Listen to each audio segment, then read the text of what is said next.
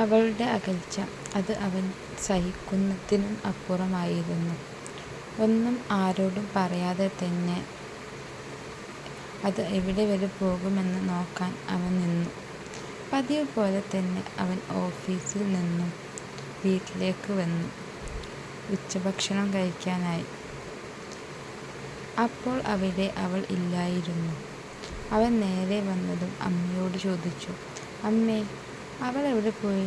ഇവിടെ ഒന്നും കാണാനില്ലല്ലോ." അപ്പോൾ അമ്മ പറഞ്ഞു, "അവൾ നിന്നെ അടുത്ത് പറഞ്ഞില്ലേ, അവൾക്ക് എന്തോ ആവശ്യത്തിന് ടൗൺ വരെ പോകണമെന്ന്. നിന്നെ വിളിക്കുമെന്ന് പറഞ്ഞിരുന്നല്ലോ."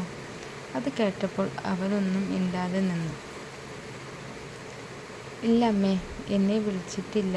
ഞാനൊന്ന് വിളിച്ചു നോക്കട്ടെ" എന്ന് അമ്മയോട് മറുപടി പറഞ്ഞു അവൻ നേരെ റൂമിലേക്ക് പോയി. അവൻ്റെ മനസ്സ് അസ്വസ്ഥനായിരുന്നു.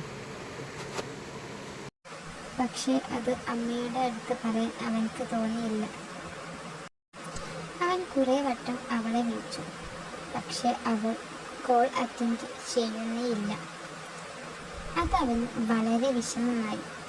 അവൻ്റെ ശ്രദ്ധക്കുറവ് കാരണം അവൻ്റെ പല ക്ലയൻസും അവന് നഷ്ടമായി. ഓഫീസിൽ അവൻ ആകെ മൂടിയടിച്ച് ഇരിക്കുകയായിരുന്നു. അതൊക്കെ അവൻ്റെ മാനേജർ അവനെ ശ്രദ്ധിക്കുന്നുണ്ടായിരുന്നു. ഒരു ദിവസം മാനേജർ അവനെ ക്യാബിനിലേക്ക് വിളിപ്പിച്ചു. അവനോട് പറഞ്ഞു, "രാഹുൽ, നീ ഇങ്ങനെ ഒന്നും അല്ലായിരുന്നല്ലോ. നിനക്കെന്തു പറ്റി? ഫിനാൻഷ്യലായോ? അതല്ല, വല്ല ഫാമിലിയോ എന്തെങ്കിലും ഇഷ്യൂസ് ഉണ്ടോ? നീ പറ. നിനക്ക് എന്തൊക്കെയോ പ്രോബ്ലംസ് ഉണ്ട്. നീ തുറന്നു പറ. ഞാൻ അതിനുള്ള സൊല്യൂഷൻ പറഞ്ഞു തരാം. ഞാൻ നിന്നെ ഒരു മാനേജറിൻ്റെ സ്ഥാനത്ത് നിന്നൊന്നുമല്ല നിന്നെ ഞാൻ കണ്ടത്. നല്ല ഒരു ഫ്രണ്ടും കൂടി ആയിട്ടാണ്. നിനക്ക് എന്നോട് എന്തും തുറന്നു പറയാം" എന്ന മാനേജറിൻ്റെ വാക്ക് അവന് വലിയ ആശ്വാസമായി. അവനെല്ലാം പറയാനായി ഒരുങ്ങി. അവൻ്റെ സത്യങ്ങളെല്ലാം മാനേജറോട് തുറന്നു പറയണമെന്നുണ്ടായിരുന്നു. പക്ഷേ അവൻ അവിടെ നിശബ്ദനായി നിന്നു. "ഒന്നുമില്ല സാർ, ഞാൻ കുറച്ച് ഫാമിലി പ്രോബ്ലംസ് ഉള്ളത് കൊണ്ടാണ്. അതാണ് എനിക്കിത്ര ഡെസ്പ്.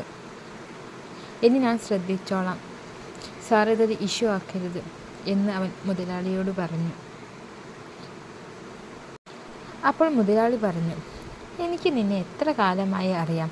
ഫാമിലി പ്രോബ്ലംസ് എന്തെങ്കിലും ഉണ്ടെങ്കിൽ നീ കുറച്ച് ലീവ് എടുത്തു ഒരു ബ്രേക്കൊക്കെ കഴിഞ്ഞു വാ. അതൊന്നും ഒരു കുഴപ്പമില്ലടാ." സാറിൻ്റെ ആ വാക്കുകൾ അവനൊരു ആശ്വാസമായി. അവൻ തിരിച്ച് വീടെത്തിയതും അവൾ സിറ്റ് ഔട്ടിൽ ഇരിക്കുന്നുണ്ടായിരുന്നു. അവൻ അവളോട് ചോദിച്ചു, "നീ എങ്ങോട്ടാ പോയത്?" അവൾ മറുപടി ഒന്നും പറഞ്ഞില്ല, തല കുനിച്ചു നിന്നു. അവൻ പിന്നെയും ചോദിച്ചു, "ഞാൻ ചോദിച്ചത് നീ കേട്ടില്ല എന്നു?" "അത് പിന്നെ ഏട്ടാ, ഞാനൊന്ന് ബാങ്ക് വരെ പോയതായിരുന്നു." "നീ ഒറ്റക്കാണോ പോയത്?" അപ്പോൾ അവൾ പറഞ്ഞു, "ആ അതെ." "അതെന്താ ഏട്ടാ അങ്ങനെ ചോദിക്കാൻ കാരണം?" "പോകുമ്പോൾ നിനക്കൊന്ന് പറഞ്ഞുകൂടെ? അതല്ല, ഞാൻ ഇനി നിൻ്റെ ആരും അല്ല എന്നുള്ള തോന്നൽ ഉണ്ടായിട്ടാണോ നീ എന്നോടൊന്നും പറയാതെ പോയത്?" "അത് പിന്നെ ഏട്ടാ, പെട്ടെന്ന് ബാങ്കിൽ നിന്ന് വിളിച്ചപ്പോൾ അങ്ങനെ പോയതാണ്." "അത് വിട് ഏട്ടാ, ഞാൻ ഏട്ടന് ചായ എടുക്കട്ടെ? ഞാനൊന്ന് കുളിച്ചിട്ട് വരാം, എന്നിട്ട് കുടിക്കാം ചായ" എന്ന് പറഞ്ഞ് അവൻ റൂമിലേക്ക് പോയി.